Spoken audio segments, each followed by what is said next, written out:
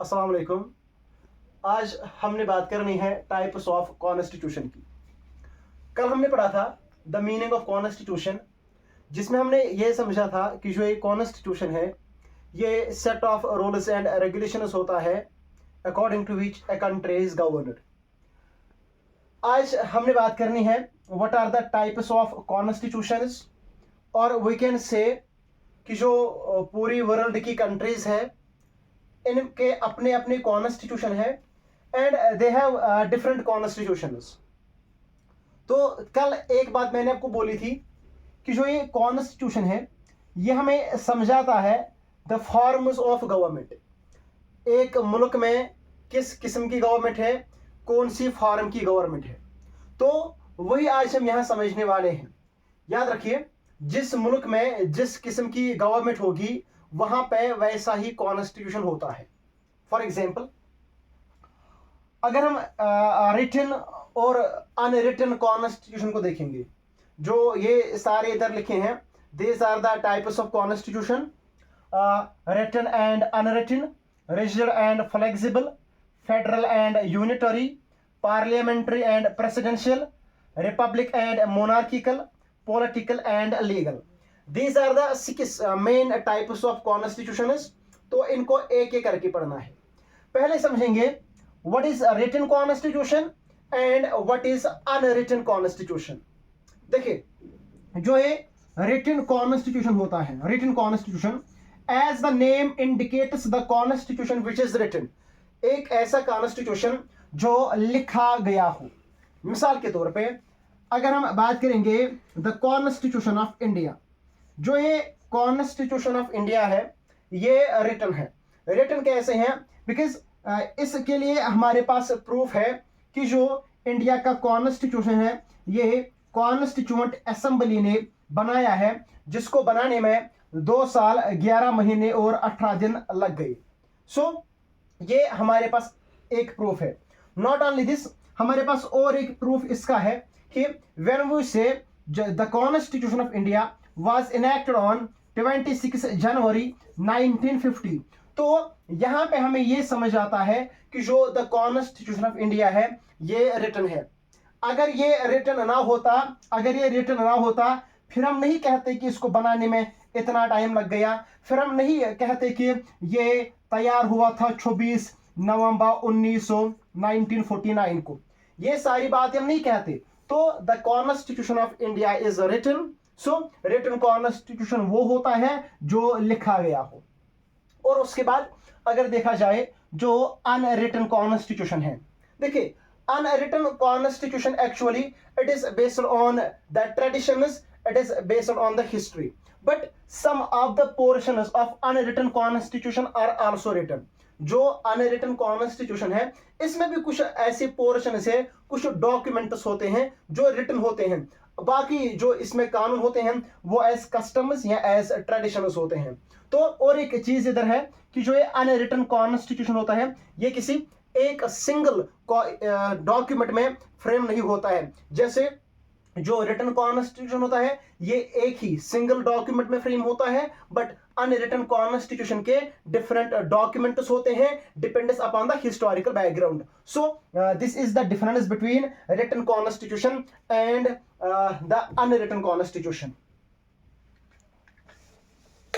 अभी हमारे पास दूसरा टाइप है कॉन्स्टिट्यूशन का, वो है रिजिड एंड फ्लेक्सिबल। देखिए, एज वी नो कि कॉन्स्टिट्यूशन जो होता है एक मुल्क का, ये टाइम के साथ साथ चेंज होता है, जिसको हम कहते हैं अमेंड करना कॉन्स्टिट्यूशन, और we simply call it as amendment. क्या होता है? एक ऐसा कॉन्स्टिट्यूशन जो रिजिड होता है या एक ऐसा कॉन्स्टिट्यूशन जो फ्लेक्सिबल होता है।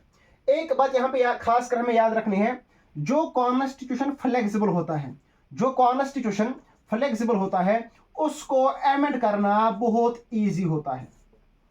एक ऐसा कॉन्स्टिट्यूशन जिसको अमेंड करना इजी होता है उसको हम फ्लेक्सिबल कॉन्स्टिट्यूशन कहते हैं, और एक ऐसा कॉन्स्टिट्यूशन जिसको अमेंड करना थोड़ा सा मुश्किल होता है उसको हम रिजिड कॉन्स्टिट्यूशन कहते हैं।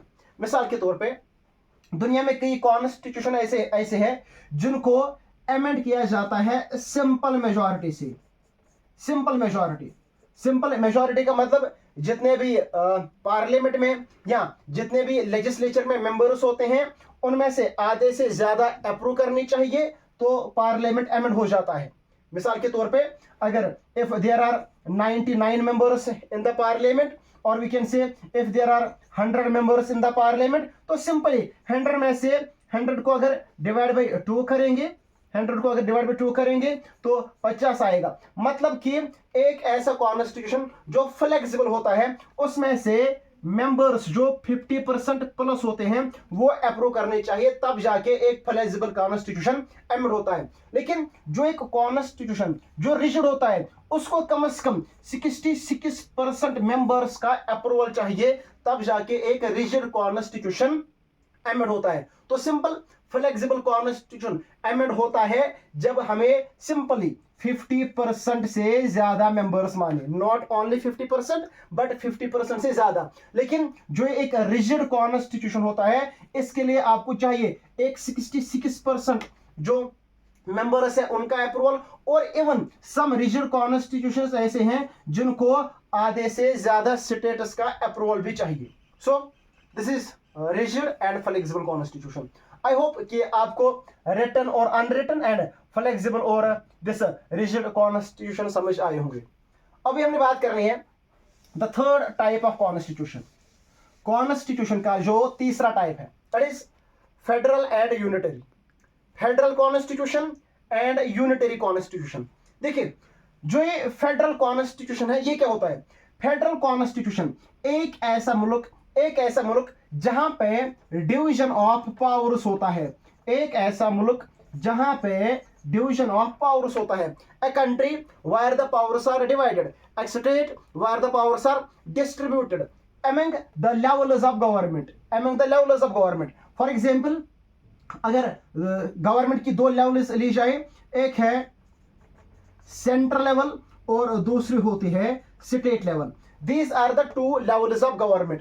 When the powers are divided, when the powers are distributed among central level and the state level, this is called the federalism. So federalism means the distribution of powers among the various levels of government.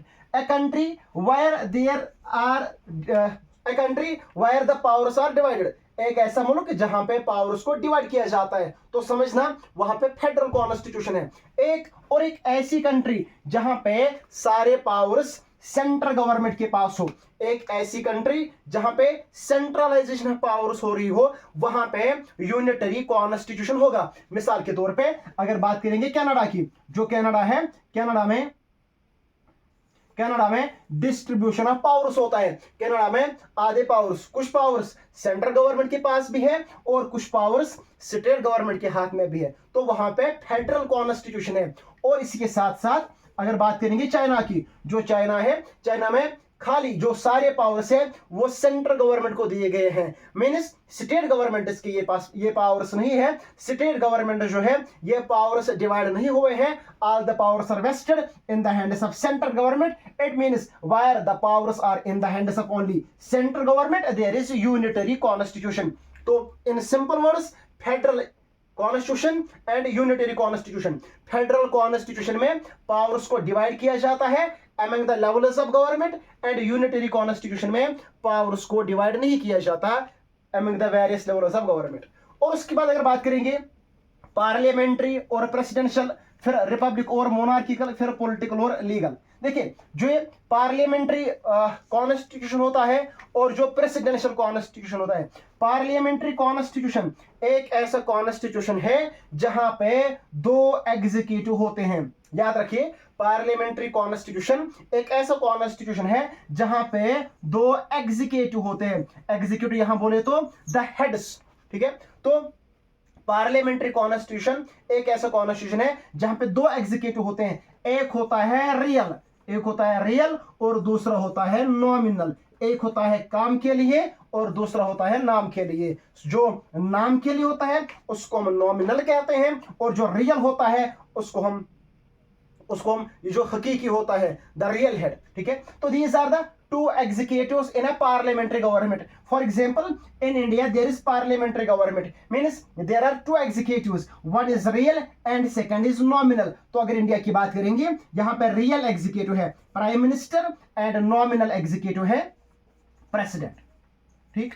और उसके बाद जो ये presidential form of government है, presidential form of government में एक ही executive होता है। मिसाल के तौर पे if you look at USA के पास प्रेसिडेंशियल फॉर्म ऑफ गवर्नमेंट है, मींस वहां पे only and only one executive होता है, और वो कौन होता है, वो प्रेसिडेंट होता है। सो आई होप समझ चुके होंगे आप written constitution and unwritten, rigid flexible, federal unitary, parliamentary and president. आपके साथ मिलते हैं नेक्स्ट वीडियो में, वहीं पे हम बात करेंगे रिपब्लिक और मोनार्किकल की, और फिर पॉलिटिकल एंड लीगल की। Thank you.